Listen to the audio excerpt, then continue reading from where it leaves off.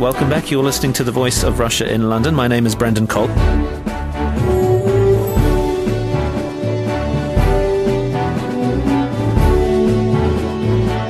British Christmas produces 83 square kilometres of wrapping paper, which is enough to smother the island of Guernsey.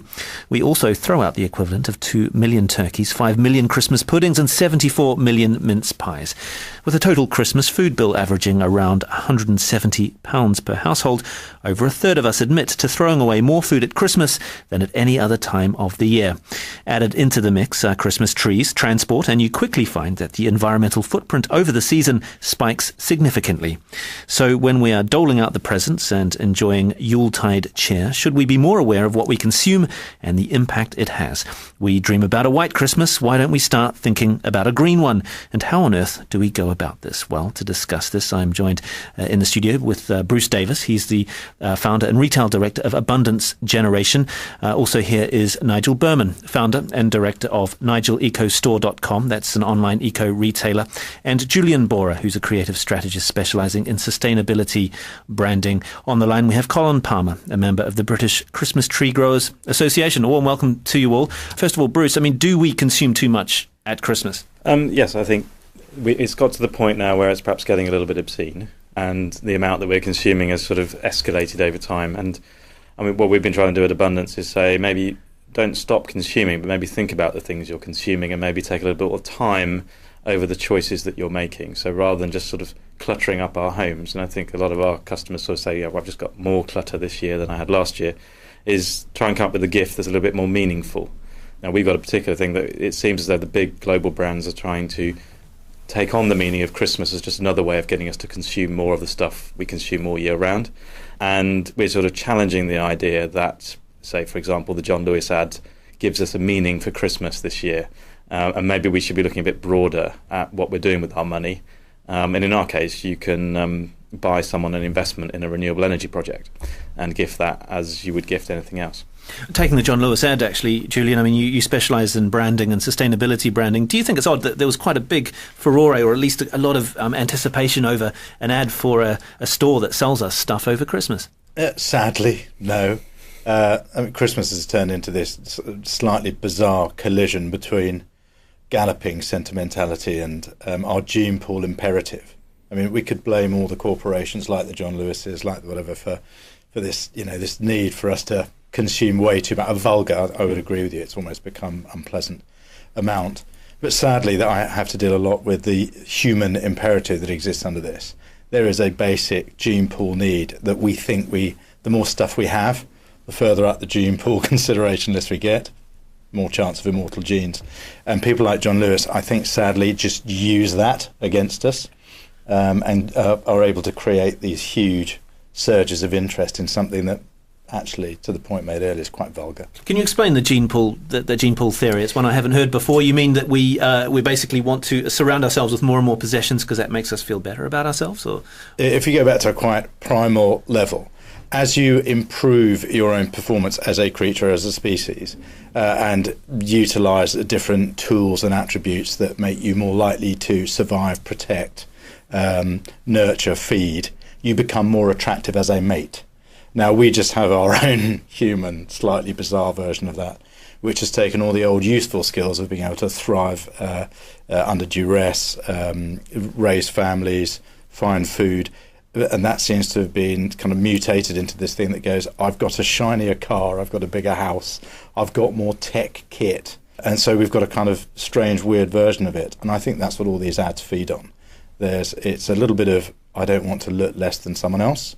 And I don't want my kids to feel less than someone else. But there's also this thing underlying all of us, which is, I want to be the best I can be. So this aspirational aspect to advertising is kind of preying on this kind of deep-rooted psychological need, and advertising companies and so on are exploiting that, do you think? Oh, yeah, I think definitely there's a massive exploitation of people's sentimentality at Christmas. Nigel, you're the founder of the eco-retailer Nigel's Eco Store.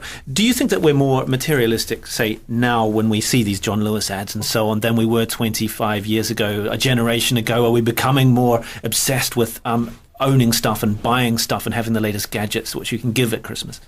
I think we are. I think that bigger retailers have become very clever and the new advertising campaigns are very much about plugging into our emotions and how we feel, and I think they're very clever and very sentimental. There's more stuff around. I think, the latest gadgets and companies that are producing things, we feel like we have to have the latest thing, many of us, when it comes out, but a lot of it is around advertising, and I would encourage people to take some time and take a breath. Well, it's been doing. I think 1930 was when Coke. The seminal ad really is Coca-Cola's Father Christmas, and so what they'd understood in the 1920s, the advertising industry developed a lot of techniques for understanding how to move cultures. It was actually developed in the First World War. It was a way of getting people to give war bonds, and they sort of took that understanding to turn it into global capitalism. And the understanding people's motivations was key, and what they saw in Christmas was a time when people give, and that's quite an interesting thing to do with normally consumerism is about yourself and about being quite selfish really and just meeting your own needs, but they realised there's an even bigger opportunity, which is that people give to others much more than they actually would feed for themselves. There's a kind of limit to yourself. You essentially get so fat you can't move. I'm an anthropologist. I spend a lot of my time in people's houses. That's where some of the ideas for abundance came from, and watching them consume. And if you watch a mother in particular, she does not consume for herself. She has a sort of certain part of her life she consumes for herself, usually locked in the bathroom with some candles and a bit of soap and everything else and some music. But mainly she's consuming to show her love for her children. And Coke kind of realised this, and it's a massive, huge, infinite need. Because the point about giving love is that you want more recognition for having given love. So you'll consume all sorts of products to create that experience. So at that moment, Coke stopped being a bottle of Coke. It started being a way of showing that you love someone.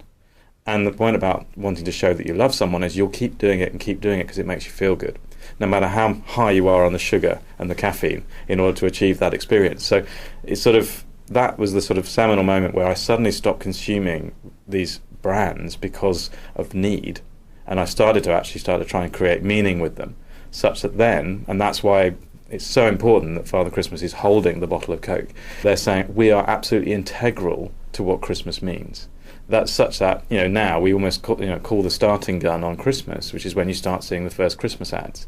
Well, that's not Christmas. And so Santa Claus is actually the fact that he wears a red suit. That's simply because it was Coca-Cola branding from way back then. I imagine there were a couple of choices, and they presented the green Santa and they presented the red one, and the Coke guys we'll go with the red one. So, and it feels more Christmassy though, doesn't it? Well, it does, because they then spent probably $1 billion to remind us that Christmas is red and white. Such that you're now, in the same way, if I show you a pair of golden arches, you'll think of McDonald's. It's brand recognition.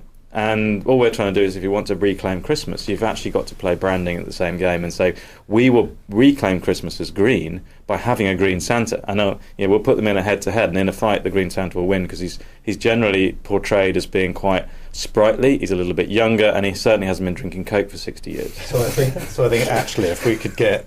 So what we're leading to is celebrity smackdown between Green Santa and Red Santa.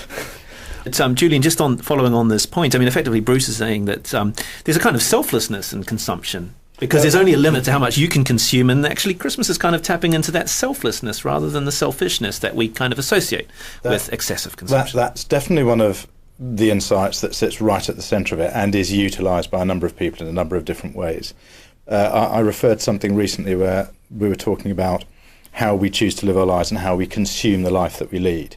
And I have this feeling that I think that we all permanently struggle to find meaning within our means these days. We've just been configured into feeling that we always have to reach beyond the means of ourselves personally, financially, spiritually, to find meaning for ourselves. And I think it's very difficult with all of these brands around through the rest of the year actually being able to find meaning within your own means. And I think the other thing is, we spend most of the year trying to live this slightly larger than life. It's almost like this crossover where the movie stars have come down off the screen and we think they're it, and we've become it. We all feel the need to live this kind of superstar larger than life. I'm not sure if that's true. Sorry to interrupt. Well, I think for the mass it is. I think there's an enormous number of people that still really struggle to climb out of 85+% people who just go ethical, eco, sustainably sourced or rooted products are just not my priority. They're a first world, upper middle class luxury that I rarely can afford. for whatever the reason, they seem to be able to... Nigel, your response to that? I mean, you're an eco-retailer. Well, I think that people think that eco-products are more expensive. Often, they're not always, and often it's about saving energy. It will save you money in the longer run. So we're trying to reframe that. I totally agree. I think that there was a point where buying green energy, for example, was a bit like buying organic mushrooms. You did it for the premium, and good energy used to be at a premium to the market. Now they're not. Now they're almost... Electricity are cheaper. Exactly. So they've proven you can do it. You can source ethically, you can source sustainably and compete in the market. And I think we're always challenged, the green industry is always challenged that we're a sort of subsidised industry and we're sort of there to essentially make people feel good about their lives. And we always come back and say, look, in 20 years' time, you're going to thank us that we built this stuff when gas prices are 3 times what they are now and we can't afford to heat our homes. Those people that have got solar panels on their roofs and 30% of their energy is coming from the sun for free are going to be sitting pretty and thinking, actually, I made a really good economic decision. And the really good economic decision was to back sustainability.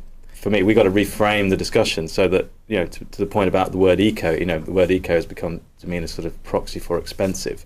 We're trying to even re-educate the Treasury that that's the case. We're saying, look, this country won't be competitive in 20 years' time unless we actually just develop these technologies which in the long run are cheaper.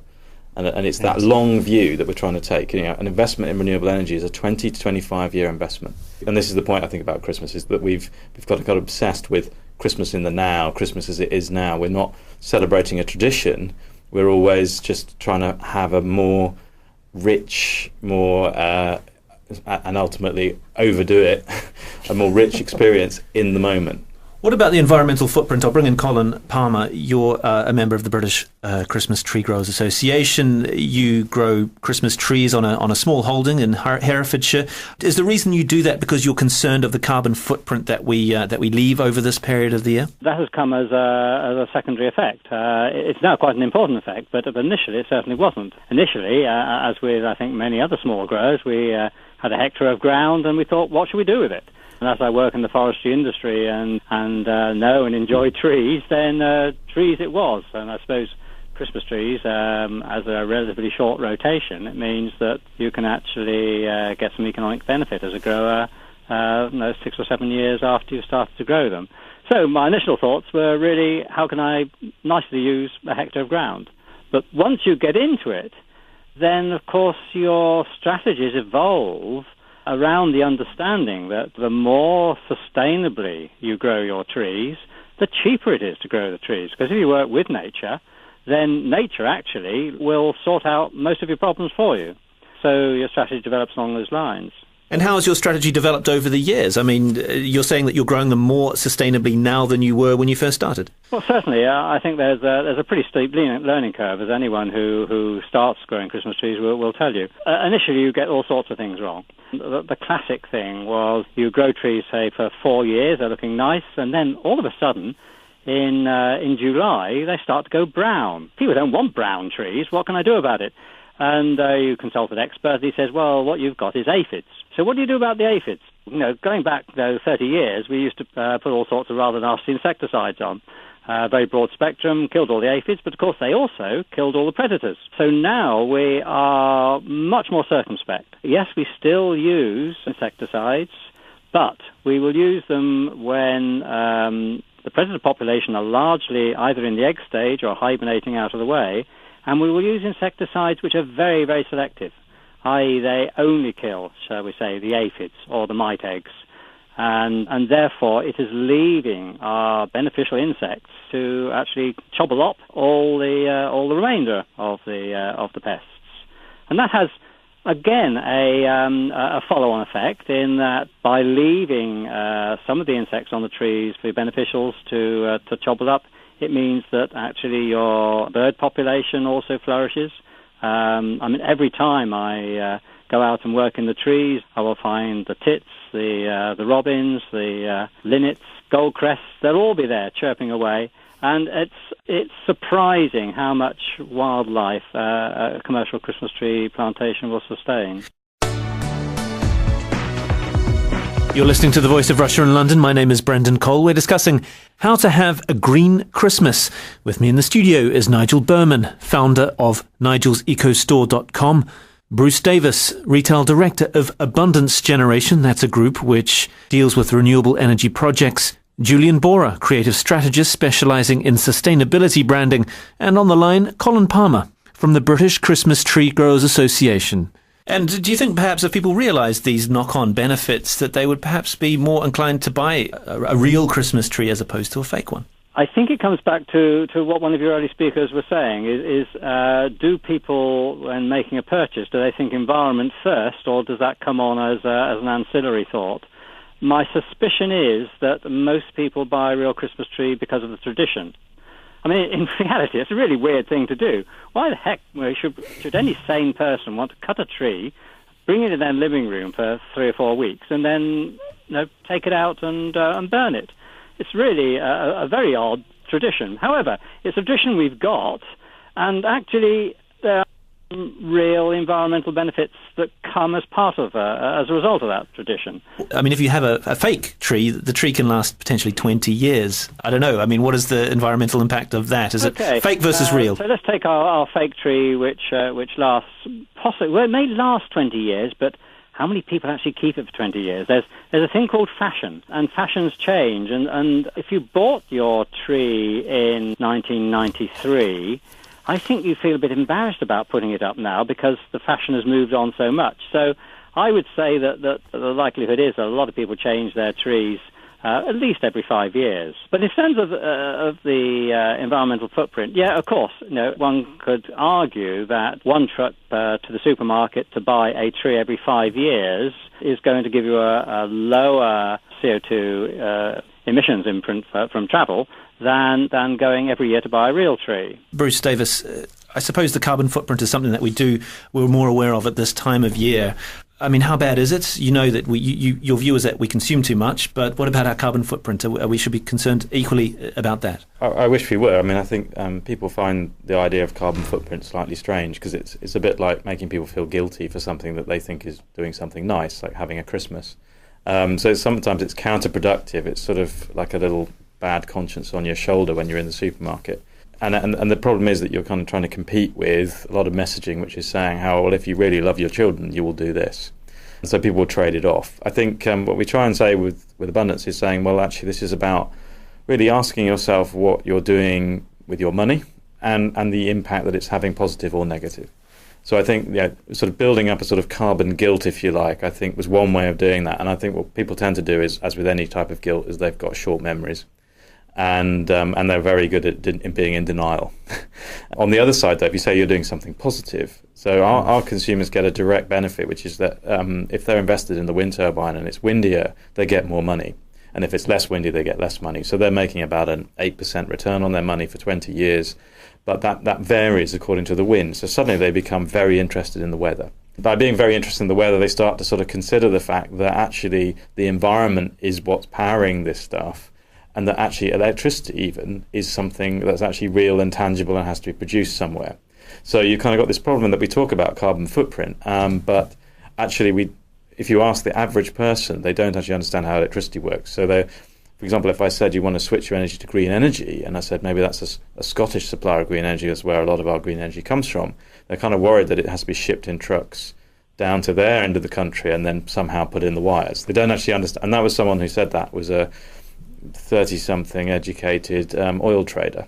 A lot of us weren't listening in physics at school, but we're sort of expected to understand physics when it comes down to things like climate change, and frankly, people don't. You need simple concepts that sort of say, well, actually, you see this thing working, and on our website, you can see the weather in real time at the site where you've invested. We also show what time of day it is, and you can see how fast the turbine's spinning, and then you see money coming out the other side. And once you start to make that connection, they're like, these things make stuff. I kind of get that. And then I see that, well, if it's making stuff, is that good stuff or bad? Well, the wind is free. It's not causing anyone any harm. And I'm getting my energy from it. And Nigel, we're so concerned about having a good Christmas and Christmas cheer and that sort of stuff that the carbon footprint thing doesn't really come into it for the majority of the population. I think that's right. But I agree with Bruce that, we don't want to make people feel bad. We want to make people feel better about what they're doing. And I think having a real Christmas tree feels nicer than having something plastic and artificial in your home. Artificial trees do have environmental problems. They're made in countries that are thousands of miles away. They eventually end up in landfill. There's byproducts in making them of lead and other kind of nasty things. And real trees are much nicer. And in fact, we've gone slightly step further than that. We've started selling cardboard Christmas trees. And actually, this year, we're selling hundreds of them. How does that work? Well, it comes flat packed and it's kind of pre-cut out, and you just kind of put it together, and it's got cardboard kind of baubles, and you can decorate it yourself and you can paint it, and it's a great thing for kids. And schools like them, and some companies that are trying to feel more environmentally friendly and show their staff that they care about the environment are starting to buy them as well, which is quite interesting. I suppose, Julian, one concern is that you could have a relatively green Christmas in terms of you have a Christmas tree and you watch what you purchase in terms of what you eat and stuff like that, but then you buy an iPad or an iPhone or something which has its own footprint. Should we really rethink the kind of presents that we buy? Up until now, we've been doing this thing where we use this very reductive language to people. We hector them, we tell them off, do less of that, that's kind of bad. This whole thing about guilting people. And it just doesn't work. It hasn't worked. It will never work. I would like to just try and get people to be smarter, and I agree with that point as well. I'd rather give them the tools to make their own smart decisions rather than have some parent-child conversation. Inconvenient Truth was a powerful piece at the time, and it's done its job. Now we need to find a new version of it. So, for example, I do a lot of work in this area about how do you reimagine prosperity, and it's about writing sustainable truths up into stuff that people care about. And I think the point about carbon emissions and footprint, in the UK, whether you like it or not, we're a carry-on country. You say carbon emission and most people go to a fart gag, because it doesn't exist in their world. They tend to find a trivial or light way of dismissing it. They don't really exist in that space. So I would rather deal with all of those kinds of topics and matters with an incitement to just have a smarter, lighter life and lead one of those, and thus provide them with the services and products that enables them to do that. And if that is ultimately buying less presents, because you only can see so far down the supply chain of an iPad, and it doesn't always look great. You're listening to The Voice of Russia in London. We're discussing how to have a green Christmas with Nigel Berman, Bruce Davis, Julian Bora and Colin Palmer. If people are encouraged to have a green Christmas, Bruce, they really have to have a green 12 months of the year as much as anything. That's true, although 60% of our consumption is at Christmas. And so if you want to make... we don't need to all wear hair shirts and go back to the Stone Ages to be green. There was a degree to which we did rather paint the picture of sustainability being we're all going back to the caves. But actually what it is being more sensible about the way we consume. We are consuming beings. We have to live to eat, and we have to look after our families and make people feel warm and all of that. So we need to solve that problem. It's a technology problem at many levels, and we just at the moment seem to have a sort of a kind of one hand tied behind our back approach to investing in that technology, because we've been sold some story that maybe this whole climate change thing is a big hoax, and 97% of scientists are completely and utterly mad. In reality, those 97% of scientists aren't the one that's mad, it's the 3% they still allow on television. What we're trying to do there is say, look, if green Christmas is a really good way to start. Secondly, actually, when you think about Christmas, and if Christmas has become this idea, and I think some of this is about waking people up. The John Lewis ad is a bit like a sort of analgesic. It's there to make you feel sort of so sentimental and nice as you walk through the store. You buy loads of stuff because you're full of all these lovely analgesics that sort of stop you thinking about the implications of what you're doing. And all we're doing with, say, a Green Santa campaign is saying, hang on a minute, it wasn't always like this, and people were perfectly happy. So you can change what you're doing. And just a very small thing. A friend of mine said, you know what I'm going to do for Christmas? I'm going to volunteer on Christmas Day. She's single. She's not going to go and see her family this year. So she's going to go and volunteer in a homeless shelter for the day. And I passed that on to someone else. And now 3 people are volunteering in that homeless shelter. And they're all telling their friends that's what they're doing. So probably 20 of them will turn up. But the point is that they hadn't really thought about what am I actually going to do on Christmas Day that might actually be meaningful. So you introduce an example and you let people make their own decisions. For some people, Christmas is a religious holiday. For others, it's about family. But do you think we should rethink the cultural meaning of Christmas, Nigel? If you're neither religious nor have a family, perhaps. The meaning of Christmas is there all the time. We kind of all know about the absurdity of the over-commerciality of it. But I think we know that it's a time to spend with family, and that it's also about reciprocity, about you give to me and I give to you. And I think that, a whole world is made up of these kind of fragile networks around reciprocity, the planet and us and other people and us. We're all working together, we're all connected. And I think at Christmas, most of us get a chance to take a break, we get a few days off, get time to spend quality time with the family, which might lead to some arguments, but mostly it's a really nice thing, and it's a time to sit around and think about things. It's meant to be a time of kind of rebirth and reflection. And I think also another imperative that's going on is people's energy bills are going up. And, when you're at home all the time and you can see that the lights are on all the time or people have left things on, you start to think about the cost of Christmas. And I think that's going to have an impact this year as well. Colin, you grow 10,000 Christmas trees, if I'm not mistaken. What happens when they're finished? I mean, are you looking at picking them up and returning them to the ground? We have an arrangement with a local scout group, and they actually do that for us. And they charge, and obviously it helps their funds, and then they dispose of them in an environmentally sound fashion. But the other point, actually, the one other area of this, of course, what Christmas trees are doing are locking up carbon and locking up carbon dioxide. The sequestration that's going on in the plantation is very valuable. I can certainly reckon that my hectare of Christmas trees is covering my CO2 emissions from any car travel. I mean, each tree is locking up anything up to 0.5 kilogram of carbon dioxide per year, depending on the size of the tree. They are actually doing some good there, as well as providing some enjoyment for the public. And just quickly before we finish, I just want to go around the table and find out what kind of presents we should be buying. Bruce, what presents should we be getting?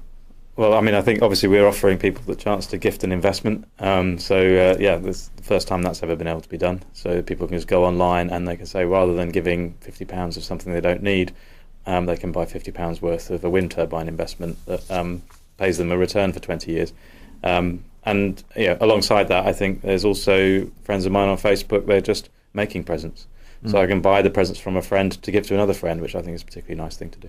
And Nigel's ecostore.com, obviously you have a vested interest in people buying presents, but what would you suggest people get as something slightly different, something a bit left field?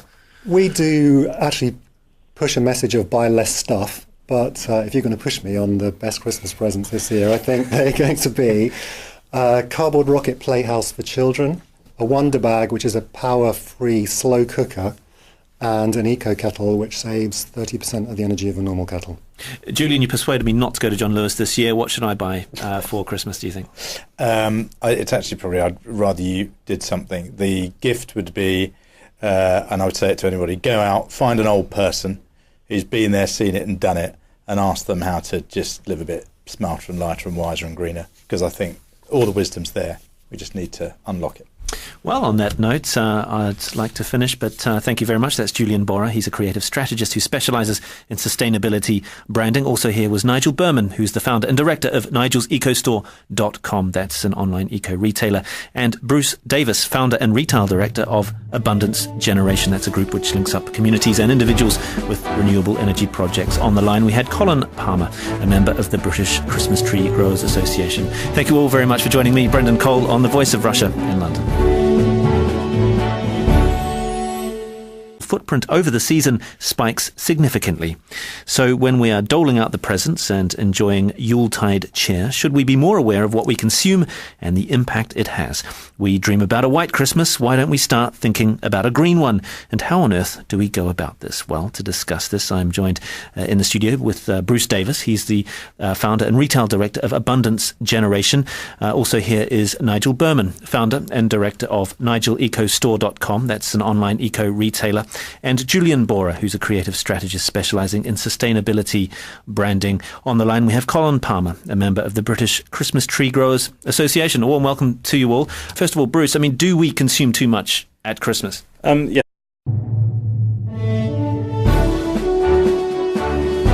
Welcome back. You're listening to The Voice of Russia in London. My name is Brendan Cole.